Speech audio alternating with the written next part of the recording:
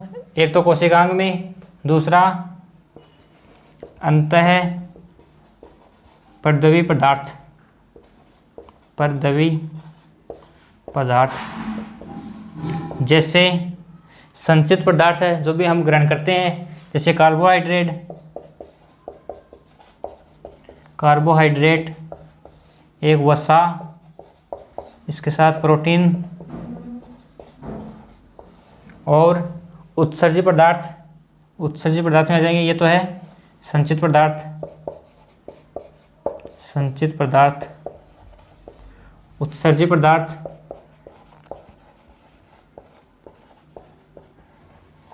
और उत्सर्जित पदार्थ में आ जाएंगे क्या, CO2, एक ऑक्सीजन गैस भी लिख लो, लेकिन वो उत्सर्जित नहीं है, इसमें पाई जाती है वो ट्रोफोप्लाज्म के अंतर्द्रव्यीय पदार्थ का एक भाग है, O2 भी। ठीक, अब इससे आगे एक ये केंद्रक है, ये भी क्या है, वैसे कोशिकांग है, लेकिन हम हमारी पढ़ते हैं ना तो पढ़ाई के संदर्भ में हम इसको अलग रख देते हैं क्योंकि आसानी से समझ सके पूरे चैप्टर को, इसलिए केंद्रक भी क्या है, कोशिकांग ही है।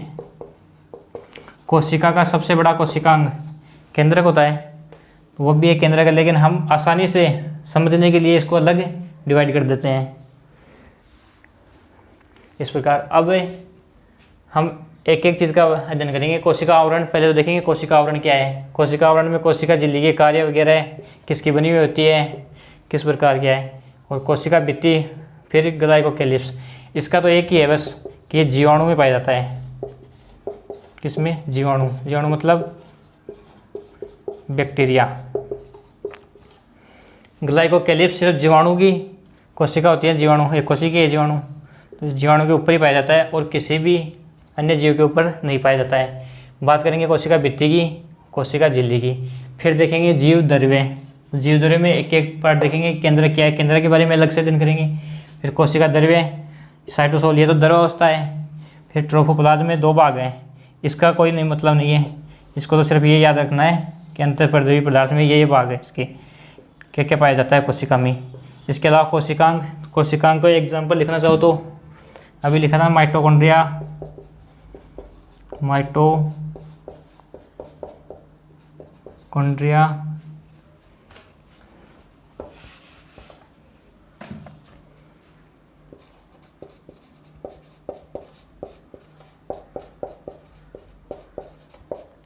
माइटोकॉन्ड्रिया, लाइसोसोम,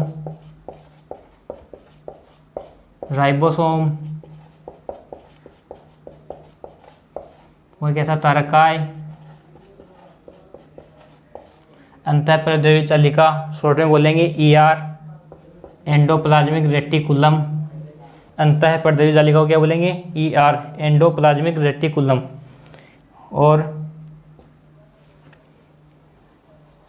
गोल्जी बॉडी,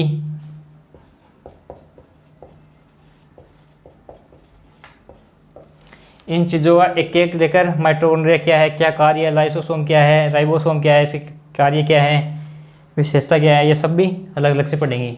सबसे पहले स्टार्ट करेंगे टॉपिक कोशिका आवरण, और कोशिका आवरण में क्या, कोशिका भित्ति उठ लेंगे सबसे पहले। ग्लाइकोकेलिप्स में तो एक नोट लगाकर लिख लो बस, क्या लिखेंगे ग्लाइकोकेलिप्स में,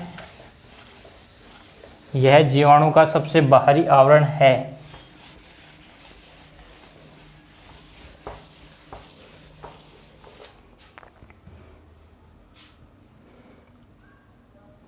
टॉपिक चलेगा कोशिका आवरण, ठीक। और कोशिका आवरण में लिखेंगे सबसे पहले क्या, ग्लाइकोकेलिप्स, यह जीवाणु मतलब बैक्टीरिया, यह जीवाणु का सबसे बाहरी आवरण है। एग्जाम में पूछ सकता है कि जीवाणु का सबसे बाहरी आवरण क्या होता है, तो ग्लाइकोकेलिप्स, इसमें यही पॉइंट है। सेकंड पढ़ेंगे कोशिका भित्ति, यानी सेल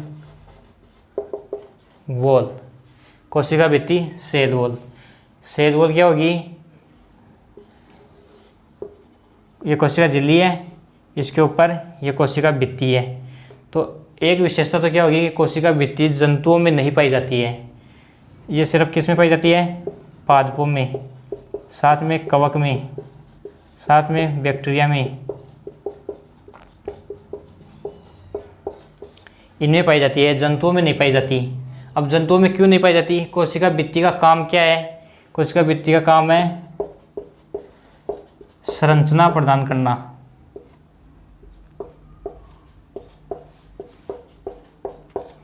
देखो इसका नाम क्या दिया, सेल वॉल, यानी कोशिका दीवार। एक रूप कह सकते हैं हम कि क्या, कोशिका दीवार। और दीवार का क्या काम होता है, दीवार एक तरह की ठोस रूप होती है, हमें सटीकता प्रदान करती है दीवार। उसी प्रकार से कोशिका भित्ति भी क्या काम करेगी, पादपों की संरचना को बनाए रखने का काम करेगी।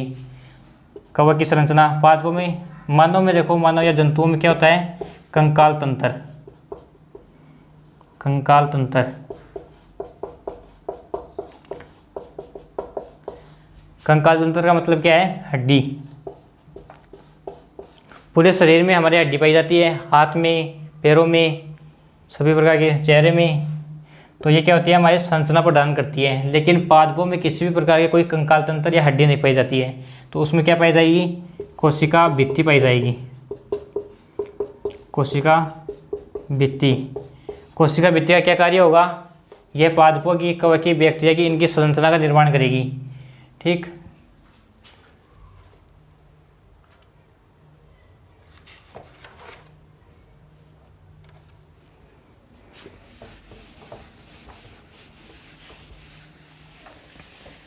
इसमें लिखेंगे कि यह जंतुओं में नहीं पाई जाती है।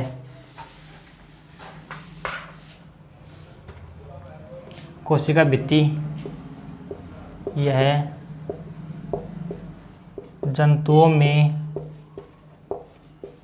नहीं पाई जाती है। यह जंतुओं में नहीं पाई जाती है। यह पादप, साथ में जीवाणु लिख लो, कवक, देखो जीवाणु को बोलेंगे बैक्टीरिया, कवक को क्या बोलेंगे, फंजाई, साथ में शैवाल, शैवाल को बोलेंगे एल्गी, आदि में पाई जाती है।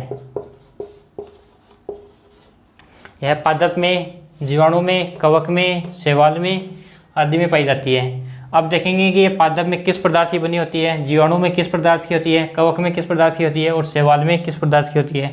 एग्जाम में पर्सन डायरेक्ट पूछेगा कि पादप में कोशिका भित्ति किस पदार्थ की बनी होती है। तो हम लिखेंगे एक तरफ तो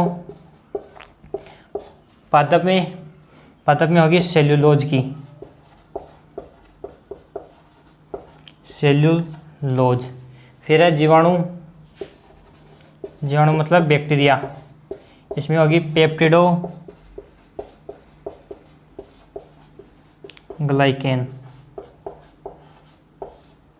पादप में तो होगी सेल्यूलोज की, जीवाणु होगी पेप्टिडो ग्लाइकेन की। एक होता है कवक, कवक में होगी काइटिन की, काइटिन की। उसके शैवाल, तो शैवाल ऊपर लिख लो चाहे, शैवाल में तो क्या हो जाएगी, ये सेल्यूलोज की, सेल्यूलोज। शैवाल में, पादप में तो सेल्यूलोज, जीवाणु में पेप्टिडोग्लाइकेन और कवक में काइटिन। डायरेक्ट एग्जाम में प्रश्न आएगा, हमें इनसे कोई मतलब नहीं है क्या है क्या नहीं है, हमें तो इतना ही याद करना है कि शैवाल में सेल्यूलोज की होगी, पादप में सेल्यूलोज की होगी, जीवाणु में पेप्टिडोग्लाइकेन की होगी, कवक में काइटिन की होगी।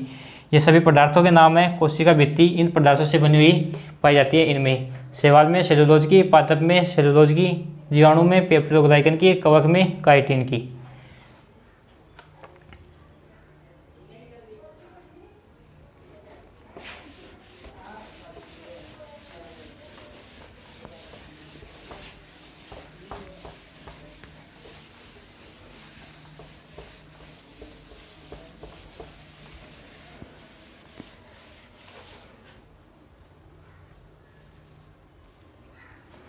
अब लिखेंगे कोशिका भित्ति के कार्य।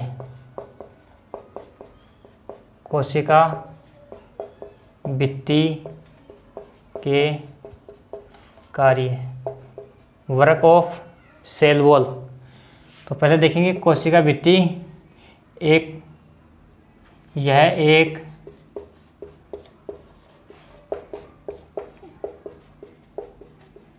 पूर्ण पारगम्य झिल्ली होती है। सबसे पहले देखेंगे यह एक पूर्ण पारगम्य झिल्ली होती है। अब देखेंगे पूर्ण पारगम्य का क्या अर्थ है। एक पहले तो ये देखो, ये एक बर्नर है, इसमें पानी है, जल का फॉर्मूला क्या होगा, H2O। ये जल है, जल में हम नमक या चीनी मिलाएंगे, नमक या चीनी, तो इसमें जल की मात्रा तो ज़्यादा है और इसकी मात्रा कम है। तो यहाँ पर विलय और विलायक क्या होगा, विलय और विलायक। विलय और विलायक क्या होगा, देखो विलय में है 3 अक्षर, विलायक में है 4 अक्षर। तो विलायक में ज़्यादा है, तो ज़्यादा क्या है, पानी या जल, तो ये जल हो गया। तो विलय क्या है, कम पदार्थ, तो कम क्या है, या नमक मिलाएंगे तो नमक हो जाएगा और चीनी मिलाएंगे तो चीनी हो जाएगी। ये होगा विलय और ये होगा विलायक, जल। अब इसमें देखेंगे कि तो ये कोशिका भित्ति होगी, पूर्ण पारगम्य है। पूर्ण पारगम्य क्या अर्थ है कि इसमें से जो भी बाहर से आएगा वो विलय या विलायक दोनों क्या हो सकते हैं, आर पार हो सकते हैं, अंदर से बाहर जा सकते हैं, बाहर से अंदर आ सकते हैं, तो उसे कहेंगे पूर्ण पारगम्य। एक होती है अर्ध पारगम्य।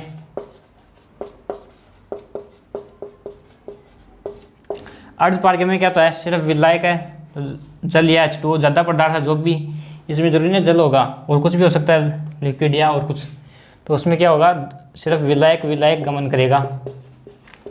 विलायक क्या करेगा, या तो अंदर आ सकता है या बाहर जा सकता है। अर्ध पारगम्य में इसमें पढ़ेंगे ये कोशिका झिल्ली होती है, कोशिका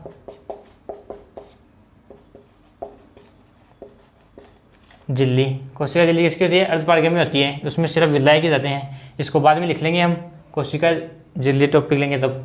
यहाँ पर समझने की बात ये है कि पूर्ण पारगम्य झिल्ली का क्या अर्थ है कि यह एक विलायक और विलय को आर पार, इसमें से विलय और विलायक आर पार जा सकते हैं। इसमें लिखेंगे अब, यह एक पूर्ण पारगम्य झिल्ली है,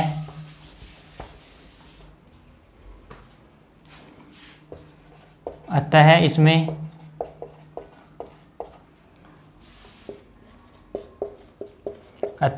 विलय व विलायक आर पार जा सकते हैं। ठीक है, कोशिका भित्ति कार्य क्या है, यह एक पूर्ण पारगम्य झिल्ली है, अतः इसमें विलय व विलायक आर पार जा सकते हैं। एग्जाम में क्वेश्चन क्या पूछा जाता है,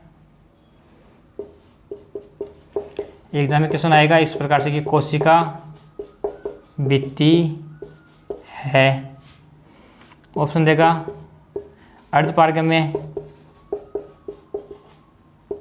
बी पूर्ण पारगम्य, सी दे देगा दोनों, डी दे देगा मान लो तो इनमें से कोई नहीं, इनमें से कोई नहीं। क्या होगा हमारा आंसर कि कोशिका भित्ति है, क्या होगी कोशिका भित्ति, अर्ध पारगम्य या पूर्ण पारगम्य या दोनों या इनमें से कोई नहीं। उत्तर क्या है, पूर्ण पारगम्य हो जाएगा। पूछेगा यहाँ पर कोशिका झिल्ली, यदि एग्जाम में पूछ ले कोशिका झिल्ली, दोनों क्वेश्चन पूछे जाते हैं ऐसे। कोशिका झिल्ली पूछेगा तो अर्ध पारगम्य हो जाएगी। ठीक,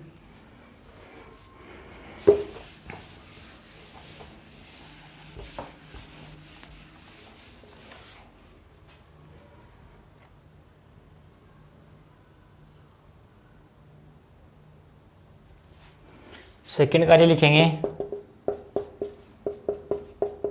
कोशिका भित्ति कोशिका को सुरक्षा प्रदान करती है। सुरक्षा प्रदान करती है क्योंकि इसमें कोशिका भित्ति कोशिका को सुरक्षा प्रदान करती है क्योंकि इसमें कंकाल तंत्र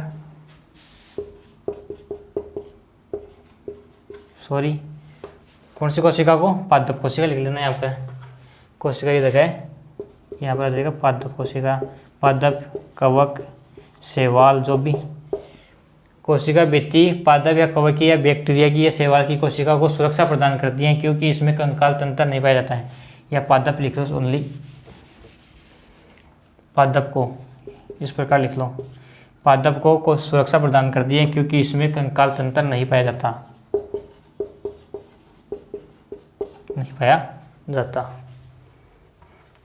इससे आगे टॉपिक लेंगे हम कोशिका झिल्ली के बारे में, फिर पढ़ेंगे जीव द्रव्य के बारे में। तो जितना आज तक हमने पढ़ लिया है उसके बारे में कोई भी आपका कंप्लेन हो, कोई शिकायत हो या कुछ समझ में नहीं आया हो तो कमेंट बॉक्स में कमेंट कर देना और इससे आगे देखेंगे नेक्स्ट क्लास में। धन्यवाद, थैंक्स।